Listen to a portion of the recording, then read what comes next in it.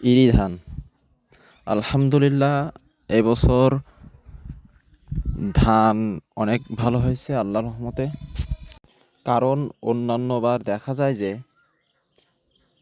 এখন বৈশাখ মাসের 8-10 দিন হয়ে গেছে, তো এখনও তেমন ঝড় বৃষ্টি হয়নি, যার কারণে দেখা যাচ্ছে যে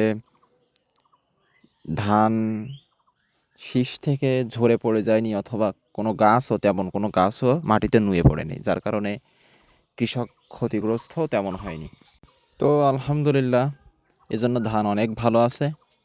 আর তাছাড়াও এই বছর ধানের পাশাপাশি অন্যান্য ফল, আম, জাম, কাঁঠাল ইত্যাদি যেসব ফল আর কি গ্রাম অঞ্চলে হয়ে থাকে, সবগুলোতে আল্লাহর রহমতে অনেক বেশি ফলন আর কি হয়েছে। তো দেখা যাচ্ছে ধান অনেক সুন্দর, ধান গাছও ভালো আছে। তো এটা হচ্ছে ইরি ধান, যেটা মূলত বড় মৌসুমে হয়ে থাকে। বাংলাদেশে 3 মৌসুমে ধান হয়ে থাকে: আমন, আউশ এবং বড়। তো বড় মৌসুমে এই যে ধানটা রোপণ করা হয়, এটাই মূলত মানুষের কাছে ইরি ধান নামেই পরিচিত।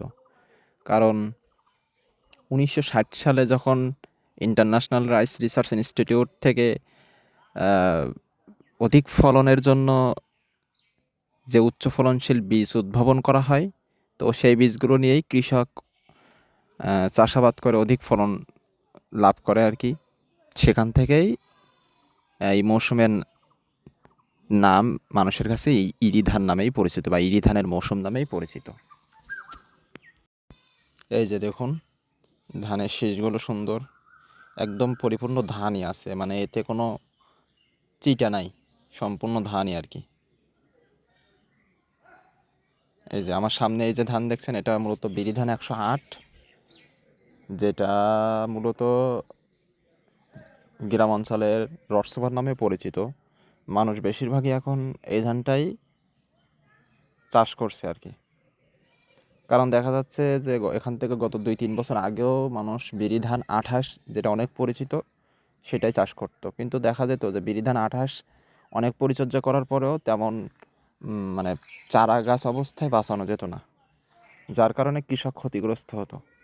এজন্য এখন কৃষক বা সাধারণ মানুষ যারা ধান চাষ করেন, তারা বিরি ধান 28-এর আশেপাশে যে ধানগুলো এখন বাজারে আসছে সেইগুলো চাষ করে। যেমন একটা আছে বিরিধান 108, তারপর আছে সুবর্ণা 3, কিংবা বিরিধান 63, এগুলো আর কি চাষ চাষ করে থাকে। এগুলো পরিচর্যা কম করলেও ফলন আল্লাহর রহমতে ভালো হয়ে থাকে। এই যে আমার সামনে যতগুলো এই যে মাঠে পুরো ধানের এটা দেখতে পাচ্ছেন, এখানে বেশিরভাগ ধানই রসসুপার বা বিরিধান 108 লাগানো হয়েছে। এর কারণ মূলত ওইটাই, যে পরিচর্যা কম করলেও দেখা যায় যে আল্লাহর রহমতে ফলন ভালো হয়।